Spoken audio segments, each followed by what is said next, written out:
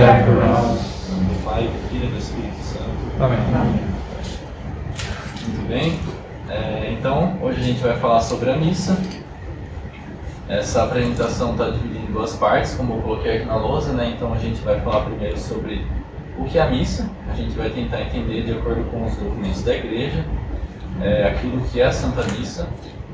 E depois a gente vai falar um pouco sobre algumas disposições interiores para a gente participar bem da Santa Missa e colher os frutos espirituais da Santa Missa.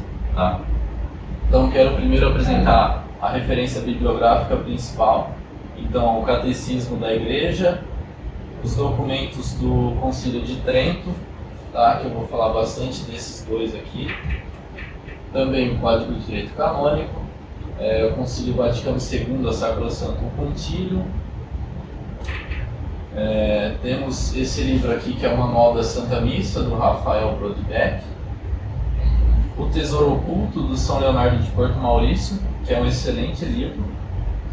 E também O Segredo da Sagrada Eucaristia, do professor Felipe Aquino, que é um livro que tem o selo Imprimatur, inclusive, tá? Então, é um livro muito bom sobre a Eucaristia.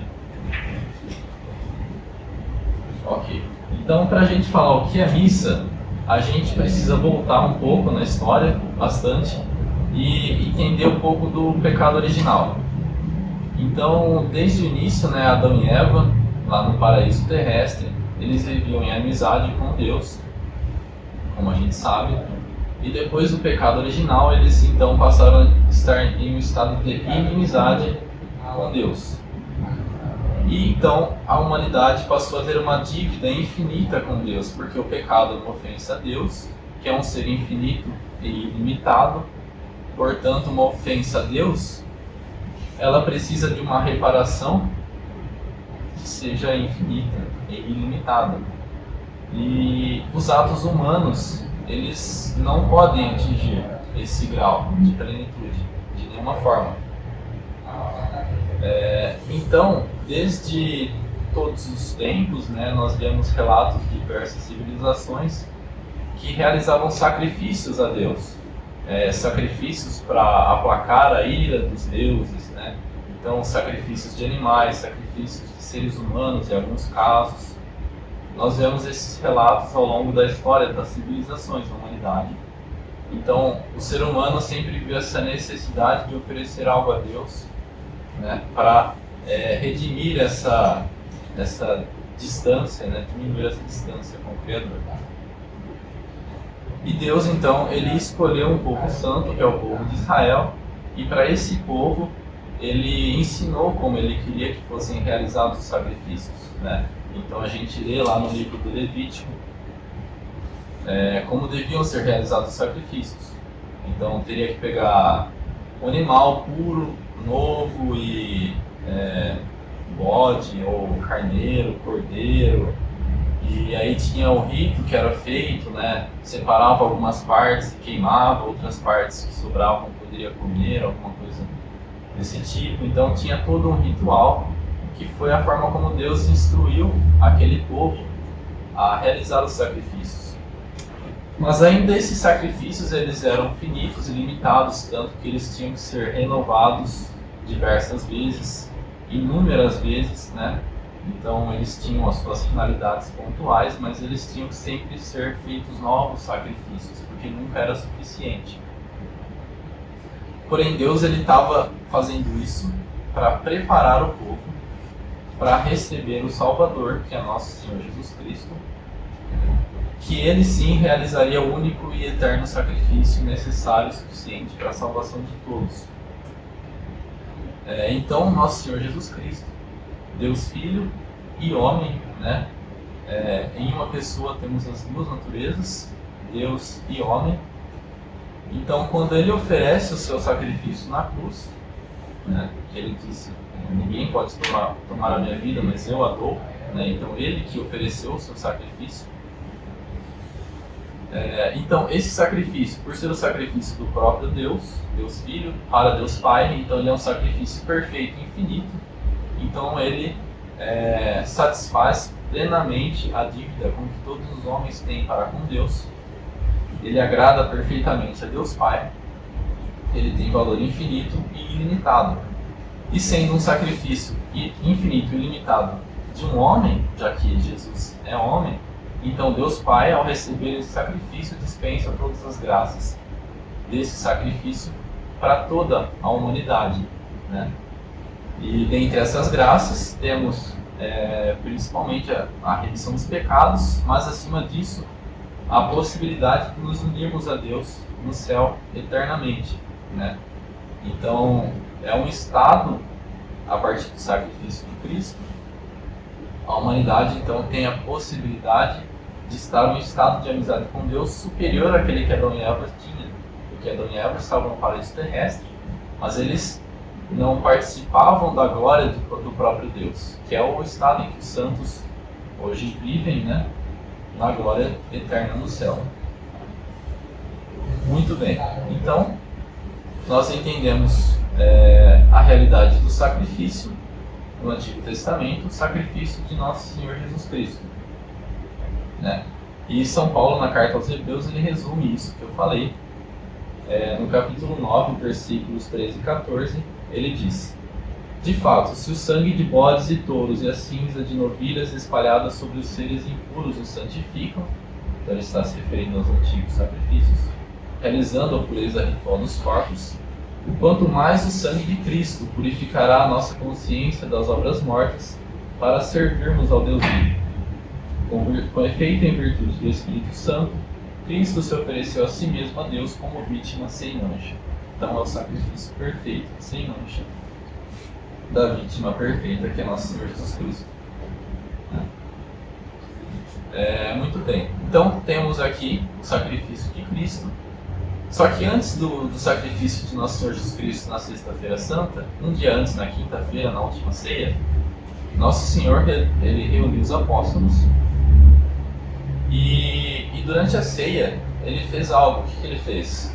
Bom, aqui o Concílio de Trento ele descreve o que ocorreu da seguinte forma: então, este Deus e Nosso Senhor Jesus Cristo, na última ceia, na noite em que ia ser entregue, querendo deixar à igreja sua amada esposa, como pede a natureza humana, um sacrifício visível que representasse o sacrifício cruento a realizar uma só vez na cruz, e para que a sua memória durasse até a consumação dos séculos e a sua salutar virtude fosse aplicada para a remissão dos nossos pecados, ofereceu a Deus Pai o seu corpo e sangue sob as espécies do pão e do vinho, e sob as mesmas espécies entregou o corpo e sangue aos apóstolos, que então constituiu sacerdotes do Novo Testamento para que o recebessem, mandando-lhes e aos sucessores deles no sacerdócio que fizessem a mesma oblação. Fazei isto em memória de mim. Então aqui temos algo importante. Na última ceia, então, como nos ensina o Concílio de Trento, Nosso Senhor Jesus Cristo ele antecipou o sacrifício sobre as espécies do pão e do vinho. Ele antecipou o sacrifício que ele realizaria na sexta-feira. E ele mandou aos seus apóstolos que fizessem o mesmo, fazer isso em memória de mim. Então ele constitui os apóstolos também como sacerdotes, né? Então, sendo ele o único sacerdote, ele constitui os apóstolos como também sacerdotes em nome dele. Fazer isso em memória de mim. Então, a última ceia ela foi a antecipação do sacrifício de Cristo na cruz. E ele fez isso sobre as espécies de pão e vinho, quando ele disse: isto é meu corpo, isto é meu sangue, né? Então, ele ofereceu corpo e sangue sobre as espécies do pão e do vinho. E como ele mandou que os apóstolos fizessem isso, então aí nós temos a realidade da missa, porque então, aqui, na quinta-feira foi a antecipação do sacrifício, na sexta-feira ocorre o sacrifício, depois disso os apóstolos eles começam a renovar esse sacrifício, que é o que nós chamamos de missa, né? Então o código, eu vou ter que ler bastante coisa, porque como eu estou falando sobre a missa, eu não tenho como falar algo por conta própria, né? Eu vou falar aquilo que a igreja ensina, então eu vou acabar lendo algumas coisas, tá? Peço desculpas se ficar um pouco enfadonho. Então, o Código de Direito Canônico ele nos diz: o Augustíssimo Sacramento é a Santíssima Eucaristia, na qual o próprio Senhor Jesus Cristo se contém, se oferece e se recebe, e pela qual continuamente vive e cresce a Igreja. O sacrifício eucarístico, memorial da morte e ressurreição do Senhor, em que se perpetua através dos séculos o sacrifício da cruz, é a culminância e a fonte de todo o culto e da vida cristã. E aí ele fala que todas as obras do apostolado, todos os sacramentos estão voltados para a Eucaristia. Tá? Então aqui a gente tem essa realidade de que a missa, o sacramento da Eucaristia, é um sacrifício porque ele é memorial da morte e ressurreição do Senhor, que se perpetua através dos séculos, o sacrifício da cruz. Tá? Já o catecismo ele é um pouco mais claro, ele diz aqui: a Eucaristia é, pois, um sacrifício, porque torna presente o sacrifício da cruz, porque dele é memorial e porque aplica o seu fruto. E aí ele cita também o Concílio de Trento que eu acabei de ler. Tá? Então, aqui está. A missa é o sacrifício de Cristo, é o memorial do sacrifício. Tá? Então, ele conclui depois no número 1367, o Catecismo: o sacrifício de Cristo e o sacrifício da Eucaristia são um único sacrifício. Então, pronto, né? Aqui não tem dúvida. Então, a missa e o sacrifício de Nosso Senhor Jesus Cristo na cruz é o mesmo sacrifício. Tá? Então, a missa nada mais é do que isso que Nosso Senhor Jesus pediu aos apóstolos, que fizessem isso em memória dele. Então, eles, todos os seus sucessores, os sucessores dos apóstolos, que são os bispos, e os seus colaboradores, que são os padres, eles então renovam em toda a missa aquele mesmo sacrifício de Cristo na cruz. Tá? Depois da Sacrosanto Concílio, ela traz a mesma coisa, no número 47, eu vou ler. E aqui eu quero só explicar a realidade da palavra memorial, porque aparece algumas vezes, né? A missa é o memorial do sacrifício, apareceu no Concílio de Trento, no Catecismo, no Código de Direito Canônico.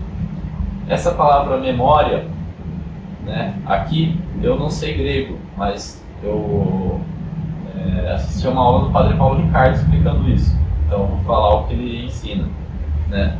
A palavra memória vem do grego anamnese, né? Então anamnese, tá? Então, pelo que eu compreendi, mnese significa lembrar, tá? Eu lembrei de algo que tinha saído da minha memória, ela voltou à minha memória, então eu lembrei disso. Anamnese é negar isso, então eu esqueci de algo, né? E aí, se eu simplesmente me lembrasse de novo, seria amnese de novo.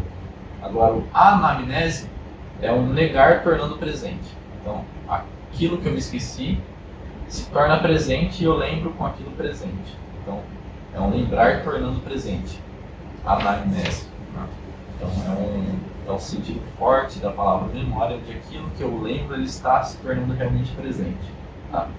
Então, daqui nós tiramos que o memorial do sacrifício, então, é realmente tornar o sacrifício presente, né? Por isso que o catecismo ele traz aqui, porque torna presente o sacrifício da cruz, por isso que é o mesmo sacrifício, né?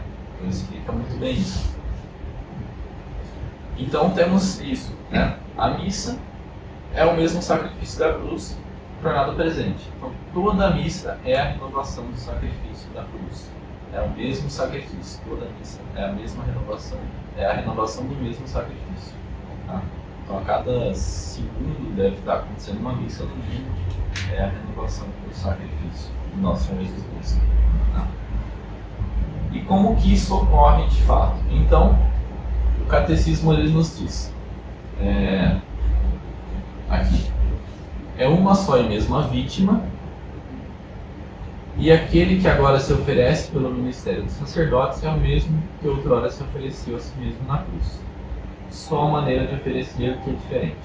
Então, é a mesma vítima, é o mesmo sacerdote. Tá? Só lembrando que o sacerdote, em um rito sacrificial, é aquele que realiza e oferece sacrifício. Tá? De qualquer cultura, o sacerdote é aquele que oferece o sacrifício.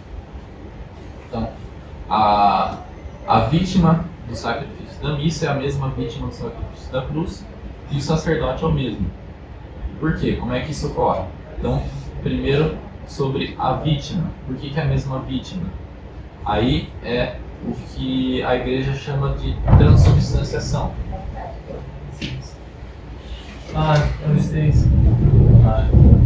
Então, a realidade da transubstanciação está descrita aqui no Catecismo da Igreja Católica da seguinte forma. Então, Jesus Cristo, que morreu, que ressuscitou, está presente na sua igreja de múltiplos modos. Na sua palavra, na oração da sua igreja, nos pobres, nos doentes, nos prisioneiros, nos sacramentos, no sacrifício da missa, na pessoa do ministro. Mas está presente, sobretudo, sobre as espécies eucarísticas. O modo da presença de Cristo sobre as espécies eucarísticas é único. Tá? Então ele eleva a Eucaristia acima de todos os sacramentos e faz dela como que a perfeição da vida espiritual e o fim para que tendem todos os sacramentos. E aí ele descreve agora de forma precisa. No Santíssimo Sacramento da Eucaristia estão contidos verdadeira, real e substancialmente o corpo e o sangue, conjuntamente com a alma e a divindade de Nosso Senhor Jesus Cristo. E por conseguinte, Cristo completo. Tá? E essa presença chama-se real, porque é uma presença real. E aí ele cita o Concílio de Trento, onde diz que pela consagração do pão e do vinho opera-se a conversão de toda a substância do pão na substância do corpo de Cristo, Nosso Senhor, e de toda a substância do vinho na substância do seu sangue. A esta mudança a Igreja Católica chama de modo conveniente e apropriado transubstanciação. Tá? Então, aqui é uma realidade muito importante, porque quando das palavras da consagração, o pão ele deixa de ser pão e torna-se corpo de Cristo. Então, não é uma presença como se ainda fosse pão e Cristo está lá presente, mas sendo ainda pão. Deixa de ser pão. Não é mais pão. Substancialmente, ele é transformado em corpo de Cristo. Tá? Apesar de ainda ter aparência, gosto, cheiro de pão. Mas não é. É isso que está escrito aqui. Né? Toda a substância do pão é transformada na substância do corpo de Cristo. Né? Espera-se essa conversão total. Então, corpo de Cristo, sangue de Cristo, verdadeiramente, substancialmente. Por isso que então é a mesma vítima, porque a vítima se oferece através das espécies do pão e do vinho, o corpo e sangue de Cristo, que é a Eucaristia. Por isso então que no sacrifício da missa é a mesma vítima. Só que na cruz do Calvário ele estava lá, o corpo de Nosso Senhor Jesus Cristo, né, que hoje está no céu glorificado, e na missa está ali na aparência de pão e vinho, mas é o mesmo corpo e sangue, a alma e divindade de Nosso Senhor Jesus Cristo. É a mesma vítima. Tá? E é por isso que Nosso Senhor disse no Evangelho de São João, capítulo 6, quem come a minha carne e bebe o meu sangue tem a vida eterna, e eu o ressuscitarei no último dia. Porque a minha carne é verdadeiramente comida e o meu sangue é verdadeiramente bebida. Tá? Então ele não poderia dizer que nós devemos comer e beber do céu a sua carne e seu sangue, se ele não está mais aqui entre nós, mas ele está na Eucaristia. Então, na Eucaristia que nós nos alimentamos verdadeiramente do seu corpo e sangue. Porque ele disse que minha carne é verdadeiramente comida e o meu sangue é verdadeiramente bebida. Tá? E aí o manual da Santa Missa aqui, inclusive, ele traz algumas citações que eu não vou ler, mas São João Damasceno, Santo Tomás de Aquino, São João Crisóstomo e São Basílio. Então, desde Santos Padres até a Idade Média, então ao longo de toda a história, os santos confirmando essa mesma fé da Igreja de todos os tempos, né? De 2000 anos. E a segunda realidade da missa é que é o mesmo sacerdote, então a mesma vítima e o mesmo sacerdote. Por quê? Porque o sacerdote que nós vemos ali na pessoa do padre ou do bispo, né, são o segundo e terceiro graus do sacramento da ordem, eles não agem em nome deles próprios, né? Na missa, então o manual da Santa Missa aqui, ele traz resumido essa realidade que eu falei aqui. Estão os padres e bispos unidos a Cristo essencialmente. Diferem-se dos simples fiéis não por grau, mas em essência. E tal união se dá pela graça de Deus, que age através de sacramentos, sinais e canais da mesma. O sacramento que confere a graça necessária para torná-los homens sacerdotes de Cristo, para uni-los ao seu único, supremo e eterno sacerdócio, é chamado de ordem. Pela ordem, os bispos são sucessores dos apóstolos e os padres seus colaboradores, intimamente ligados a Jesus Cristo. Pela ordem não agem os sacerdotes apenas em nome de Cristo, senão na pessoa de Cristo, que é o que a gente chama de in persona Christi, né? No latim significa na pessoa de Cristo. Então, durante a Santa Missa, não é o padre ou o bispo quem a celebra, oferecendo o sacrifício, porém, o próprio Jesus Cristo é quem a celebra através daqueles. Tá? Então, é o próprio Jesus Cristo que age através do padre ou do bispo. Então, por isso que é o mesmo sacerdote, que é nosso Senhor Jesus Cristo. Tá? Ele que oferece o sacrifício na missa também. Só que dessa forma, nesse caso da missa, através dos padres e dos bispos. Né? Na Sexta-feira Santa foi ele mesmo, sem intermédio de ninguém que ofereceu o sacrifício. Tá?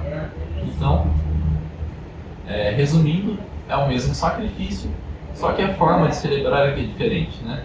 Então, o sacrifício é o mesmo, mas de outro modo oferecido. O altar é o mesmo, mas de outro modo é construído. A vítima é a mesma, mas de outro modo se apresenta. O sacerdote é o mesmo, mas de outro modo age. É Cristo sacerdote quem age pelo sacerdote, padre ou bispo. Tá? Então aqui resume tudo isso. Aqui eu tirei do manual da Santa Missa também. Tá? Então temos isso estabelecido. Já temos respondido o que é missa. A missa é a renovação do mesmo sacrifício de Cristo na cruz. Quem oferece esse sacrifício é o próprio nosso Senhor Jesus Cristo, através do sacerdote ordenado, e a vítima é a mesma através das espécies do pão e do vinho. Tá? E aí pode surgir uma pergunta natural. Se é o mesmo sacrifício, se aquele sacrifício da cruz, ele já é suficiente para a nossa salvação, por que é necessário renovar o sacrifício em cada missa? Né? Uma pergunta natural. Por que é necessário fazer a renovação do sacrifício em cada missa? E aí, São Leonardo, aqui no livrinho, ele responde isso de forma bem simples. O sacrifício cruento foi o meio de... Então aqui, cruento significa que houve dor, que houve derramamento de sangue, cruento, crueldade, né? Então, o sacrifício cruento é aquele da cruz. O sacrifício incruento, sem dor, sem derramamento de sangue, é o sacrifício na missa. Tá? Então, o sacrifício cruento foi o meio de nossa redenção. E o sacrifício incruento nos proporciona as graças de nossa redenção. Um abre-nos os tesouros dos méritos de Cristo, nosso Senhor. O outro nos dá para os utilizarmos. Tá? Então, aqui está bem claro, né? Então, o sacrifício da cruz, ele nos abre as portas para nós sermos salvos, e o sacrifício da missa é algo que confere as graças desse sacrifício da cruz, né? As graças atuais. É ali que nós recebemos as graças desse sacrifício, participando da missa. Tá? Então, a missa, ela é a oração por excelência, então ela tem um valor infinito. Portanto, uma ação de graças dentro da missa, ela é infinitamente superior do que uma ação de graças feita isoladamente, em casa, né? Não que não tenhamos que fazer, mas na missa tudo assume uma forma superior, né? Então, no exame de consciência que eu faço no ato penitencial ali durante a missa, ele é mais frutuoso do que o exame de consciência feito em casa. mas a preparação prévia é sempre importante, com certeza, né? Então, é a forma mais sublime de nós rendermos graças e de glorificarmos a Deus, através da missa, né? Os próprios anjos estão ali presentes diante do altar, nós não vemos, né? Alguns santos já relataram ver os anjos ali, né? De forma milagrosa, então eles estão presentes, os santos também, né? E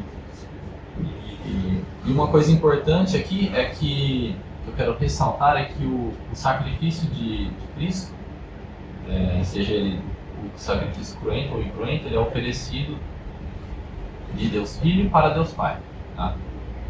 E é Deus Pai que distribui as graças para a humanidade. Então Cristo não se ofereceu para a humanidade, ele se ofereceu diretamente a Deus Pai. Então é como se fosse um objeto direto, e o objeto indireto somos nós, que recebemos as graças desse sacrifício oferecido para Deus Pai. Isso aqui é importante, que eu não vou falar hoje de questões práticas, mas entender essa realidade de que o sacrifício é para Deus Pai, ele já amenizaria alguns problemas que ocorrem na prática durante a missa, né? Porque alguns gestos, na verdade todos os gestos que são estabelecidos para a missa, cada um deles tem um significado específico, tem um simbolismo por trás, né? Então a igreja estabelece todos eles de forma correta, né? Então muitas vezes, por exemplo, está escrito lá, o padre levanta as mãos, né? Então por quê? Porque ele está se dirigindo a Deus Pai, né? O padre leva o cálice com a hóstia para Deus Pai, né? Então essa realidade de que tudo é voltado para Deus Pai, né? É importante ter isso em mente, tá? E aí eu só quero resumir tudo isso, finalizando essa primeira parte, tá? Com uma citação aqui do Manual da Santa Missa.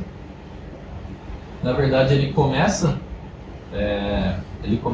quando ele vai falar o que é a missa, ele começa com isso, eu preferi colocar para o final, tá? Então ele diz o seguinte: cumpre em primeiro plano dizer o que a Santa Missa não é. Ela não é uma simples reunião de oração, onde os fiéis leigos se reúnem sob a presidência do padre. Tampouco ela é apenas um culto à moda protestante, onde cantamos, louvamos, pedimos perdão, ouvimos a palavra de Deus e sua pregação. A missa não se trata de um programa psicológico, onde procuramos atrair as pessoas para que se sintam bem e busquem forças para a semana que se inicia, nem ao menos é uma estratégia evangelística ou de pregação para buscar as ovelhas perdidas. Não é somente um ato público, oficial, em que o povo católico congregado reza junto com o diretor, o padre. Outro sim, cabe salientar que a missa não é uma celebração nostálgica ou uma encenação histórica, ainda que piedosa, do que Jesus fez na última ceia. Tudo isso é verdade, pode ser santo, ungido e nos levar a Deus. Mas caberia muito mais a definição de um culto de uma igreja evangélica. Então, se nós considerarmos cada um desses aspectos aqui, né, são coisas boas, santas, né, que nos levam a Deus. Mas se nós olharmos apenas esses aspectos, apesar de serem características presentes na missa, não esgotam nem de perto o que a missa é, e na verdade só descrevem o que é um culto evangélico, um culto protestante, né? E aí ele continua: as reuniões de oração são importantes. Dos círculos de meditação e reflexão espiritual, as famílias que se juntam para recitar o rosário, dos grupos de oração na linha da renovação carismática, aqueles que cantam o ofício divino, na liturgia das horas, das diversas orações que se fazem em equipes nos mais variados movimentos, até aquelas comunidades religiosas que fiam nos formulários oficiais da Santa Igreja. Toda forma católica de oração é importantíssima, pois nos faz entrar em contato com o nosso soberano Deus, Rei e Senhor do Universo. Porém, a missa é mais do que isso. Ela é o único e suficiente sacrifício de nosso Senhor Jesus Cristo, oferecido na cruz, não recordado de forma encenada, mas tornado realmente presente em nossas igrejas. Então, aqui tá muito claro, né? Apesar daquelas outras coisas serem importantes, serem características presentes na missa, inclusive em outros grupos de oração, nem de perto eles notam que a missa é o mesmo sacrifício de Cristo na cruz. Então, é o que há de mais importante nessa terra. Né? São Padre Pio falava, né, que o mundo pode até viver sem o sol, mas nunca sem a Santa Missa.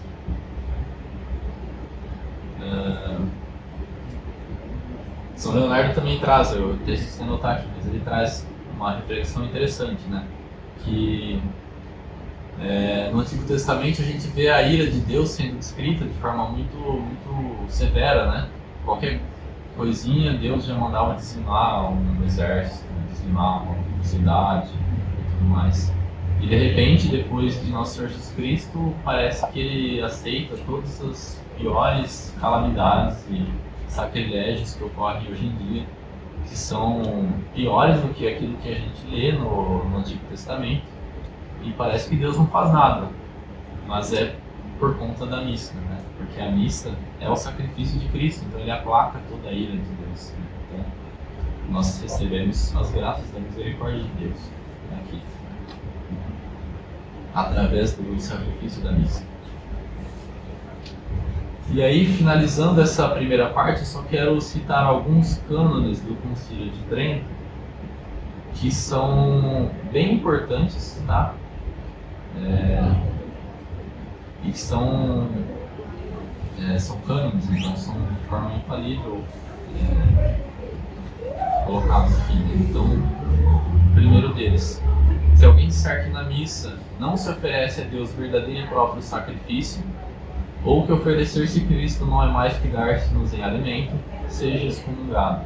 Tá? Então, se alguém disser que a missa é só um banquete, é só uma ceia, apesar de ser, porque nós nos alimentamos do corpo e sangue de Cristo, mas se disser que é só isso, que não é sacrifício, seja excomungado. Tá?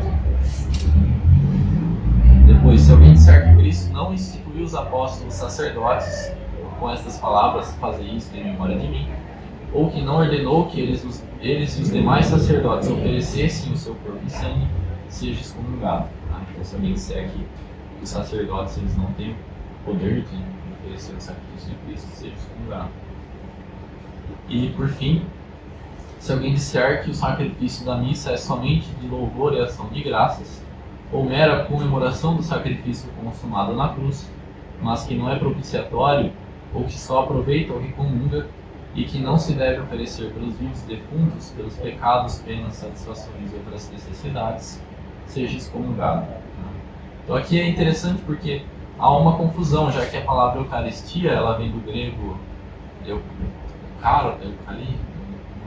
mas significa ação de graças, né? A palavra Eucaristia, a tradução dela do grego é ação de graças. Então aí tem pessoas que acabam dizendo que a missa é só ação de graças. Mas não, é só uma característica, né? A tradução de uma palavra só, não é o significado da missa. Né? Então está aqui: se alguém disser que o sacrifício da missa é somente louvor e ação de graças, seja excomungado. Muito importante a gente ter isso em mente. Tá? Como diz o professor Sidney Silveira, né? Anátema est. Anátema est. Seja anátema. Muito bem. Então a gente finalizou aqui essa primeira parte. E agora a segunda parte é um pouco mais curta, que eu vou usar principalmente o livrinho aqui de São Leonardo de Porto Maurício, né? Tesouro Oculto, Méritos e Excelência da Santa Missa. É um livro curto e excelente para quem quiser ler. Esse daqui é a edição da Santa Cruz, mas tem outras editoras que também publicaram. Tá? Inclusive as outras. A da Imaculada eu sei que está um pouco melhor escrito do que essa. Eu já li, as outras eu não conheço. Então vamos lá. Primeiro, antes de entrar no livro propriamente dito, primeira disposição interior para participar bem da Santa Missa, estado de graça. Né? Então, devemos sempre comungar em estado de graça. Isso não significa que, se acontecer alguma fatalidade, um pecado grave, antes da missa dominical, por exemplo, né? Um pecado não justifica o outro, então você não vai faltar da missa. Né? Você vai para a missa, cumpre o preceito, então não vai cometer outro pecado mortal, só que você não vai comungar, obviamente. Tá? Não se comunga em pecado mortal. São Paulo já nos diz isso, né? Na carta aos Coríntios. Portanto, todo aquele que comer o pão ou beber o cálice do Senhor indignamente, come e bebe a sua própria condenação. Tá?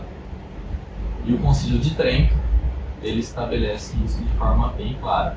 É preciso um exame para que ninguém, por mais contrito que ele considere, se aproxime da Sagrada Eucaristia sem antes confessar sacramentalmente, caso esteja consciente de algum pecado mortal.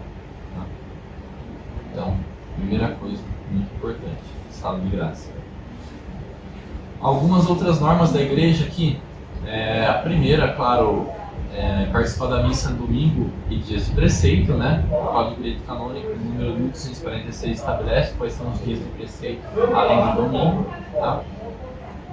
A maioria no Brasil são transferidos para o domingo, mas nem todos os dias. Por exemplo, Imaculada Conceição, agora dia 8, foi preceito e não foi transferido para o domingo. Corpus Christi também é uma quinta-feira, sempre quinta-feira, só que esse é feriado nacional. Enfim. Então, participar na missa e cumpre o preceito. Quem participa, cumpre o preceito de participar na missa, quem a ela assiste onde quer que se celebre em rito católico, quer no próprio dia festivo, quer na tarde do dia antecedente. Tá? Então, aqui só tem que ser em rito católico, independente do ofício que o padre usa. Então, se você vai na tarde do dia anterior e o padre ainda está celebrando a missa no dia anterior, não tem problema, tá? Você cumpre o preceito, canonicamente falando, você cumpre o preceito. E a segunda norma que eu queria trazer aqui é uma coisa que, por algum motivo, eu não ouço muito isso ser falado pelos padres, pelos bispos, né? Mas que é uma norma aqui da igreja. O número 919 do Código de Direito Canônico diz o seguinte: quem vai receber a Santíssima Eucaristia, abstenha-se pelo espaço de ao menos 1 hora antes da Sagrada Comunhão de qualquer comida ou bebida, exceto água ou remédios. Tá? Então a gente tem que fazer um jejum completo, total, pelo menos 1 hora antes de realizar a comunhão. Tá? Isso eu não ouço padres falando, é bem raro. Tá? Não sei porquê. Mas isso é muito importante. E aí, claro, tem as exceções aqui, né? O padre que vai celebrar mais missas, ele pode acabar comendo e outra. Quem está doente, idades, depois também tem as exceções. Mas 1 hora antes da comunhão é praticamente você... Você não come um pouco antes. Eu só vai dar 1 hora. Uma meia hora antes da missa, não sei. Né? Depende da muito missa. fácil, né? É muito fácil. O Mas preceito não é ele era instruído. 3 horas, ele era 3 horas antes. Antes Né? eram mais horas. 3 horas. Agora é um mínimo do mínimo, mas não se fala, né? E assim, às vezes a pessoa come e vai pra missa, então não dá tempo de dar 1 hora, né? Você come e vai pra missa. Né? Então tem que tomar um certo cuidado aqui, né? Porque você vai encher a barriga de comida e vai receber Nosso Senhor Jesus Cristo ali no meio, não, né? O ideal é você estar em jejum mesmo, né? Várias horas, porque aí você está com o estômago vazio e recebe Nosso Senhor, que vai tocar o seu estômago, né? Então vai estar em contato real e físico com você. Né? Esse é o ideal, né? Esse é o ideal. Mas pelo menos 1 hora é o que a lei pede, né? E aí agora eu vou entrar no livro de São Leonardo. Deixa eu te perguntar, e depois da missa, tem algum tipo de prescrição ou não? Assim, um tempo... Você sabe disso ou eu não sei? Eu não A sei igreja disso geralmente também. diz que a hóstia fica pelo menos 15 minutos, né? Pelo menos 15 minutos ali presente depois da comunhão. Então, o ideal é você ficar esses 15 minutos em ação de graça, né? Você fica ali em ação de graça. E aí depois você vai embora. Esse é o ideal. E tem outras orientações também. Mas aí não há nenhuma norma da igreja específica, uma regra assim, não.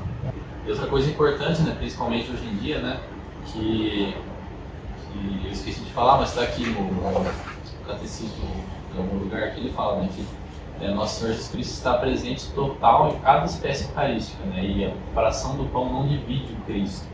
Então, quando a gente comunga na mão, você olha assim, muitas vezes fica assim um pontinho assim, né, branco ali, que é a Eucaristia. É o Cristo todo que está ali. Todo. E aí a pessoa vai e passa a mão. Nossa, gente, não façam isso. Bom, aí então deixa eu concluir aqui, né? Tá acabando já, no fim. Então, na prática, como que a gente faz durante a missa para ter uma disposição interior frutuosa, né? Então, São Leonardo ele cita aqui Santo Tomás de Aquino, que nos apresenta 4 dívidas principais que nós temos com Deus.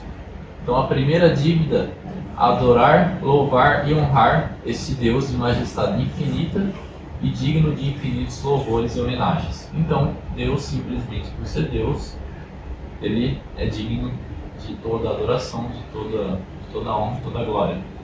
Então, a primeira dívida é essa, de adorar, louvar e honrar a Deus. A segunda dívida, dar-lhe satisfação pelos pecados que cometemos. Então, já que nós ofendemos a Deus, nós temos que satisfazer essas ofensas de alguma forma.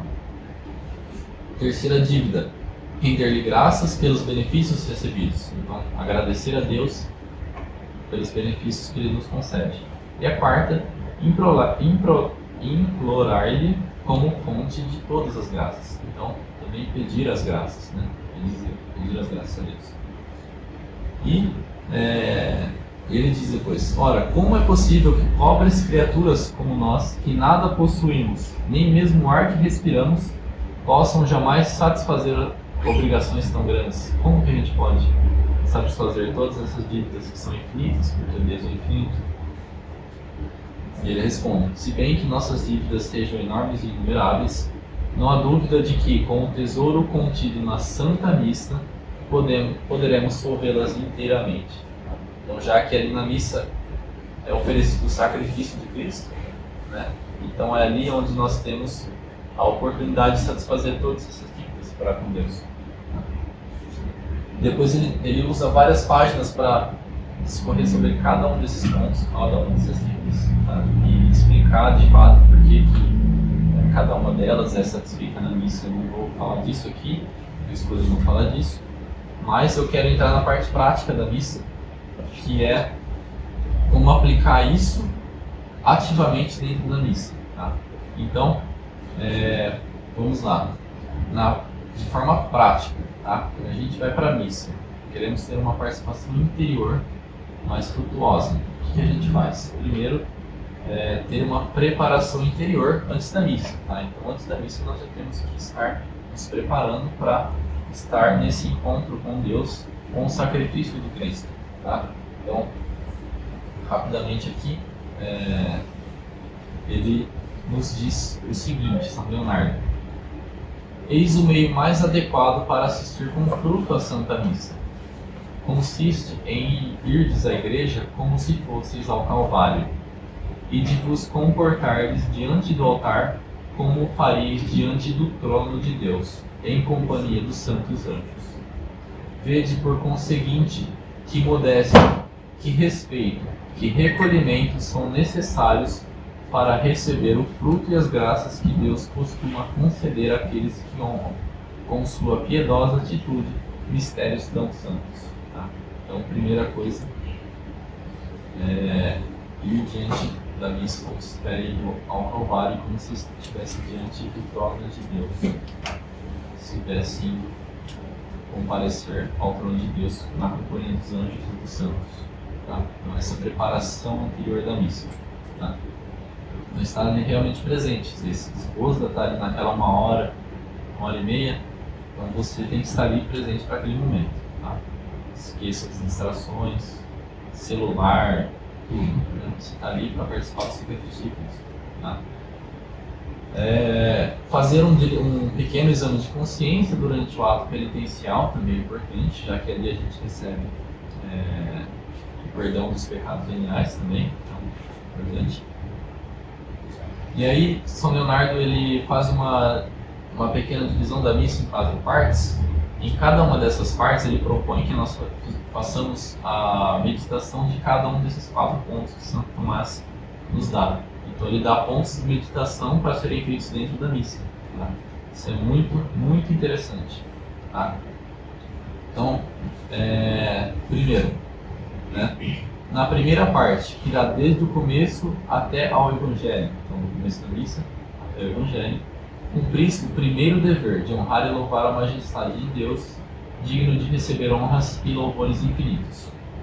Para isso, humilhai-vos com Jesus, abaixando-vos na consideração do vosso nada, e confessai sinceramente que nada sois absolutamente diante da imensa majestade divina. Dize-lhe humilhando-vos não só em vosso coração, como também exteriormente, pois importa assistir à Santa Missa com uma atitude recolhida e modesta. Tá? Então, é o momento de se reconhecer como nada, de se humilhar diante de Deus, reconhecer a majestade divina de Deus. Tá? Ele até propõe aqui modelos de oração, de meditação, práticas mesmo. Então, quem quiser ler, recomendo. Tá?